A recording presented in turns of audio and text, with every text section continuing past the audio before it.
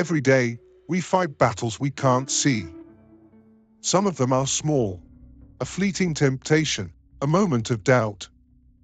Others feel colossal, like waves crashing against the very core of who we are. But behind these struggles, unseen and relentless, is an adversary, a being who was cast out of heaven like a blazing star plummeting through the sky. Imagine it, the heavenly realms in chaos, angels locked in battle. At the center of it all, a figure of dazzling beauty, once called the morning star, now a great dragon, roaring in defiance. This wasn't just a skirmish, it was rebellion. And when it ended, he was hurled down, falling like lightning. But here's the twist. This adversary, this great enemy of God and man, wasn't destroyed. Even with all of God's infinite power, Satan was allowed to live.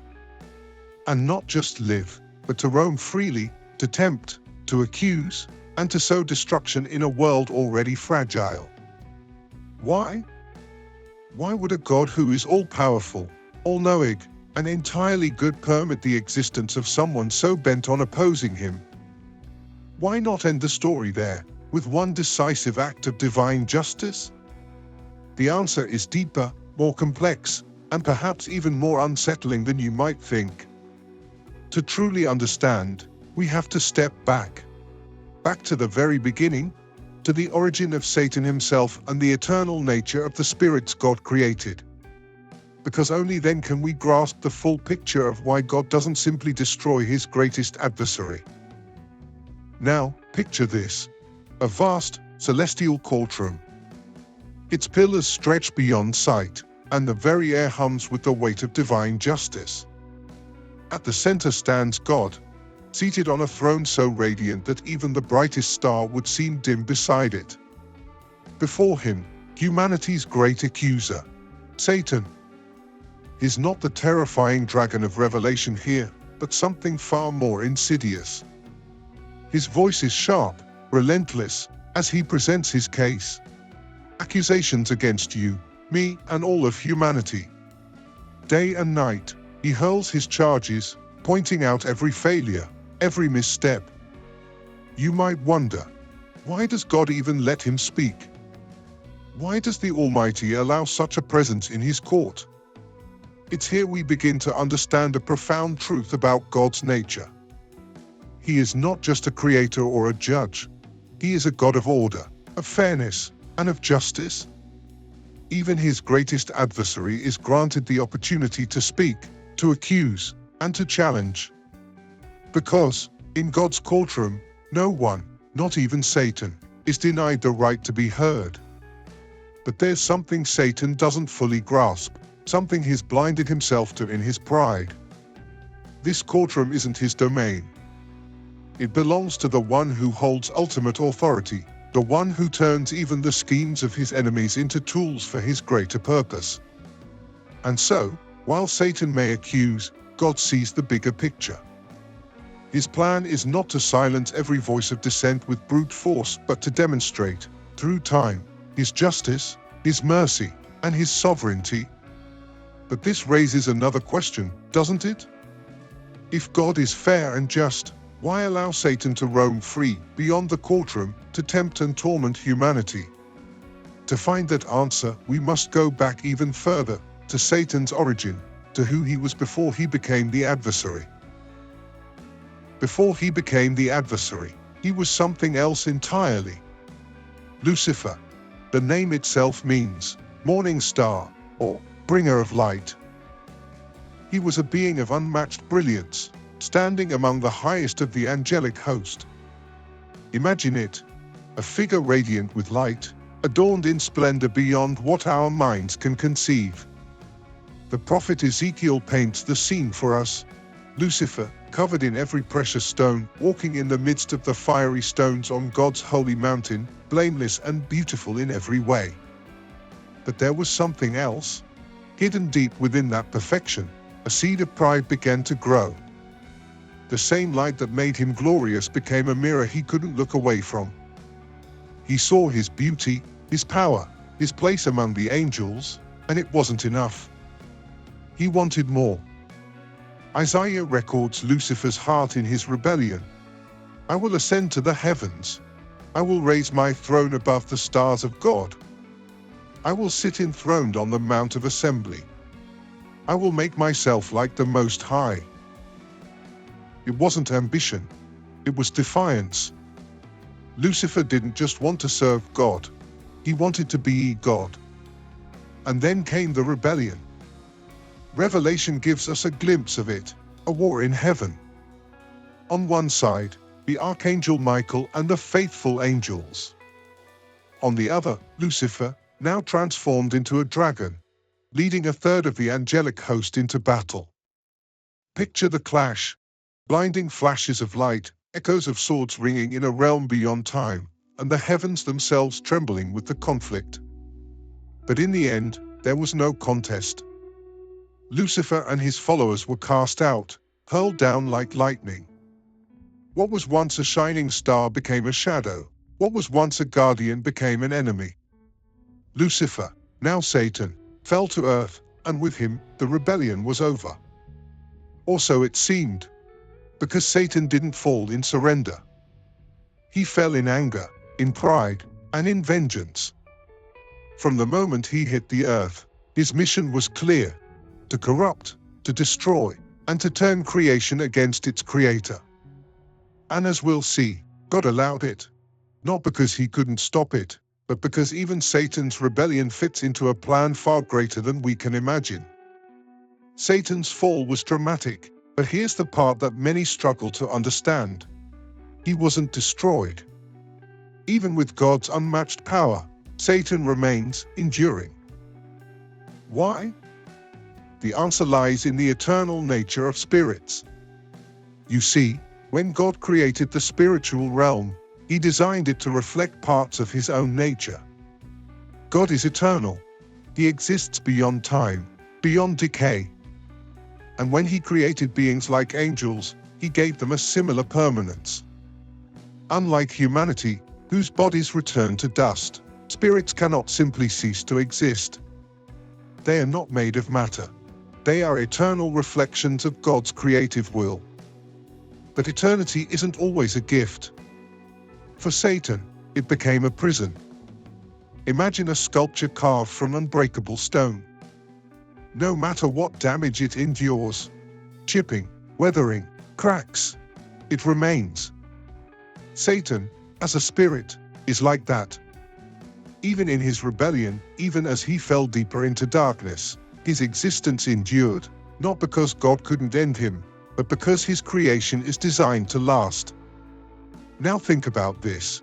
Destroying Satan outright would mean undoing a piece of creation itself, unraveling the work of the Creator's hands. And God doesn't undo what he has made. His works endure, even when they rebel. But this raises another question. Why would God create eternal beings, knowing they could turn against him? It's because eternity is intertwined with free will, and free will is the cornerstone of love. God didn't create angels, or humans, for that matter, as puppets. He wanted beings who could choose to love him, to serve him, to reflect his glory willingly. But choice is risky, isn't it? With the freedom to love comes the freedom to reject. And when Satan chose pride over submission, his eternity became his downfall. Even now, his spirit endures, locked in opposition to the God who made him. Not because God is powerless to destroy him, but because God's creation is eternal, unyielding, and a reflection of his nature. So, the question isn't just why Satan exists, but what his existence reveals about God. And that's where the story begins to shift. From Satan's rebellion to God's ultimate plan to turn even this darkness into light. If eternity and free will are the foundations of this story, then here's the bigger question. What does God do with rebellion? Does he let it spiral into chaos unchecked? Or is there a plan so vast, so intricate, that even evil itself becomes part of the masterpiece? This is where God's sovereignty becomes undeniable. From the very beginning, Satan's rebellion has been loud, chaotic, and destructive. But what if that noise isn't as disruptive as it seems? What if it's just one thread in a tapestry God has been weaving all along? Even Satan's loudest defiance is no match for God's ultimate plan. Consider the moments in Scripture where Satan tries to derail that plan. One of the clearest examples is when he tempts Jesus in the wilderness. For 40 days, Jesus is alone, fasting in the desert.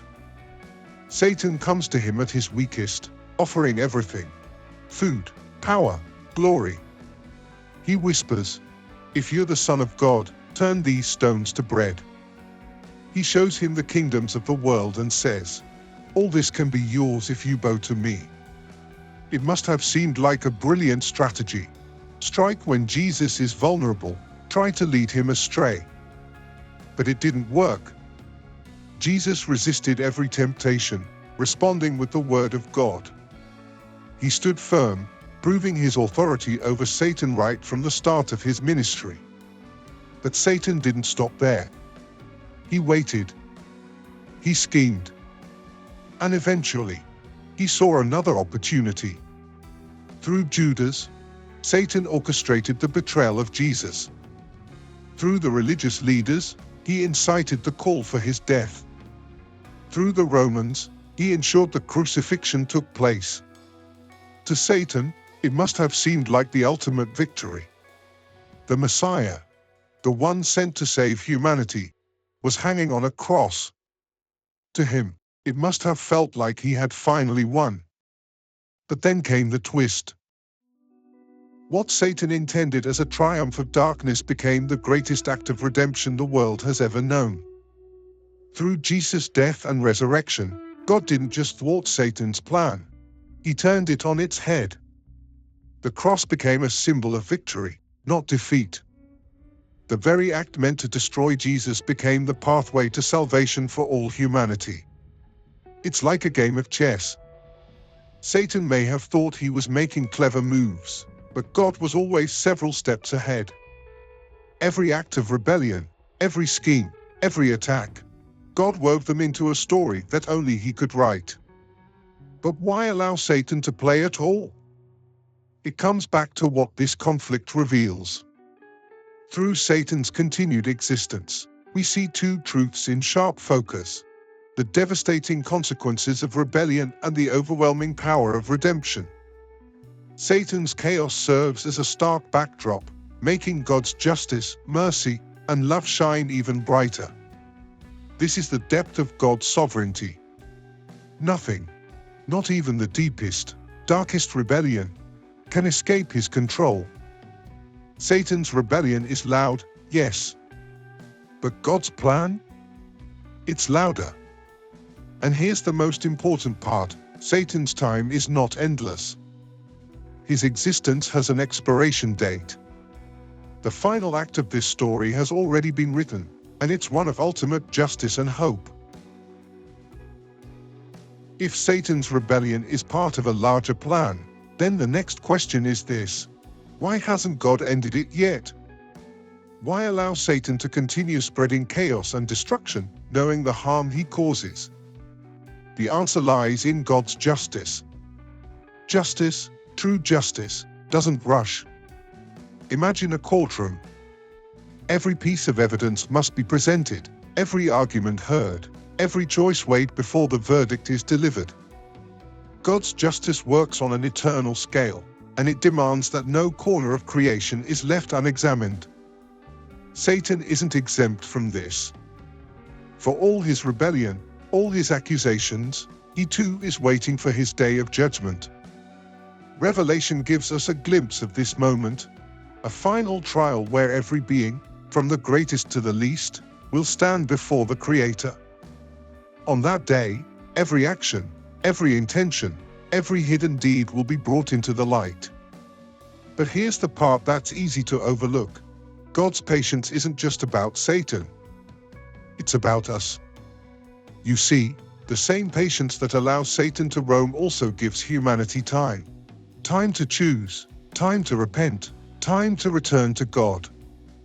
If God acted now, if he swept away all rebellion today, how many people would still be lost? how many would never get the chance to turn back?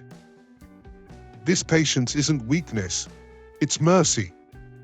It's a chance for redemption, even as the clock ticks down toward the final judgment. And make no mistake, that day is coming. Satan may be roaring now, but he's like a criminal on borrowed time, awaiting the sentence that's already written. Revelation paints a vivid picture of what that sentence will look like. Satan, the great deceiver, will be bound and cast into the lake of fire. No more schemes. No more destruction. No more rebellion.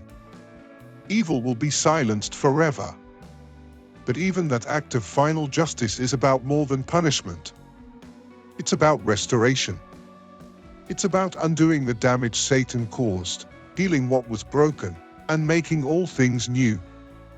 God's justice isn't idle. It's deliberate. It waits, not because he's unsure, but because he's giving time. Time for every voice to be heard, every heart to decide, and every part of creation to see his glory. The waiting is hard.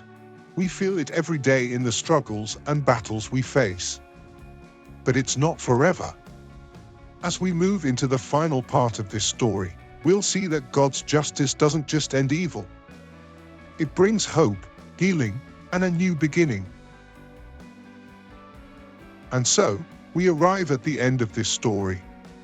The moment where every question, every act of rebellion, and every ounce of suffering meets its resolution. What will become of Satan? The Bible doesn't leave us wondering. Revelation gives us a vivid picture of his final fate.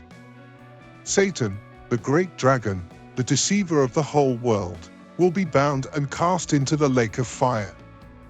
It's not a throne or a domain of power. It's a place of defeat.